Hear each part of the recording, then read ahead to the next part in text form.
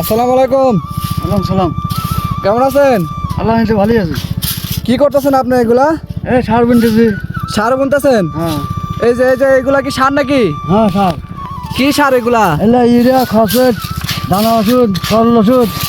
Urea, phosphate, দানা ওষুধ, আবার তরলও আছে। হ্যাঁ তরল আছে। তো অনেক উপাদান আছে তার ভিতরে। হ্যাঁ তো এই যে আপনি যে এখন যে এগুলা দিতেছেন, এগুলো দেওয়ার উপকার কি এখন? এলা এখন উপকার ধান সবাইব, ধান সার ধরবো। ও মানে এই যে ধান এই যে বর্তমানে যে পরিস্থিতি, ধান তো মাশাআল্লাহ ভালোই বড় হয়েছে। মানে লাগানো তো বেশি দিন হয় নাই, কয়দিন চলতেছে? 15 দিন। 15 দিন হয়েছে না? যাই হোক, ফলন কিন্তু ভালোই, মোটামুটি অনেক সুন্দর দেখতেছি।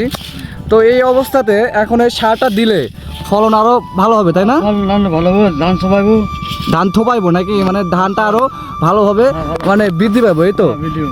আচ্ছা আচ্ছা, তো ঠিক আছে, দেন সার দেন, ভালো থাকবেন। হ্যাঁ, আসসালামু আলাইকুম। আচ্ছা।